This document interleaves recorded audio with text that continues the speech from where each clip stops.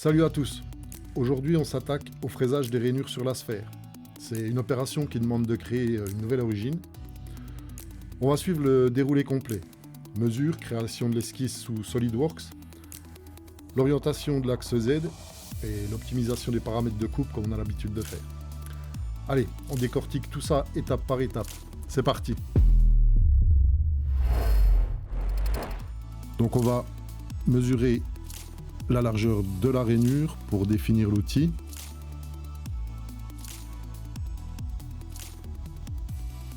On va sous l'onglet SolidWorks dessiner une esquisse.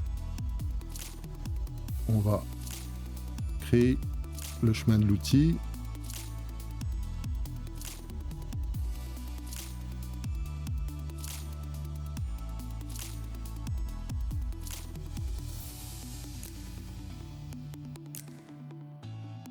On va retourner maintenant sous l'onglet SolidCam. On va créer l'origine pour orienter l'axe Z dans l'axe de la fraise. C'est la direction d'où va venir la fraise en fait.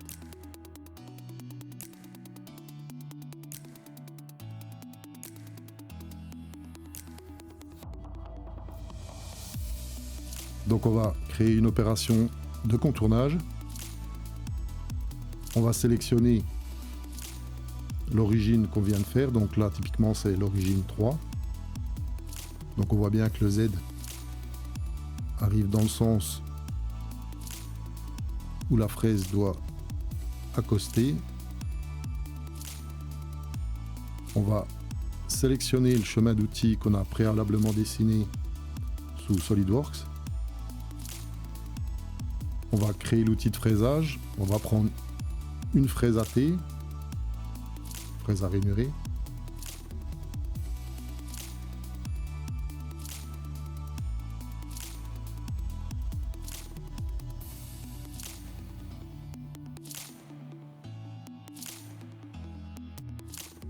On va s'occuper des données d'outils, donc la vitesse de coupe et l'avance.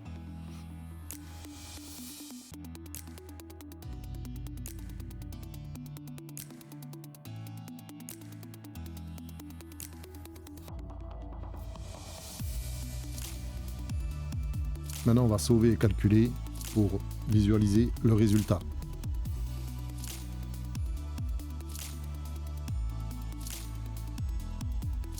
Donc on peut modifier ensuite des options comme les entrées-sorties.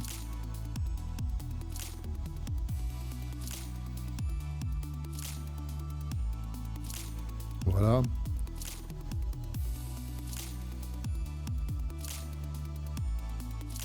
On peut vérifier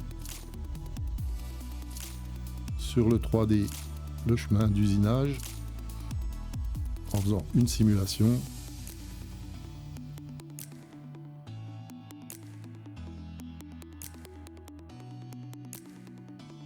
Ça a l'air correct. Maintenant, ce qu'il faut faire,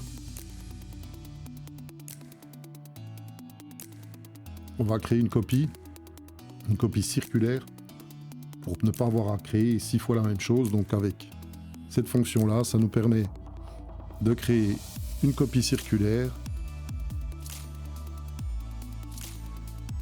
donc 6 fois sur 360 degrés. On choisit l'axe de rotation bien sûr, on valide, on sauvegarde ici et on peut de nouveau sauver et calculer pour voir le résultat.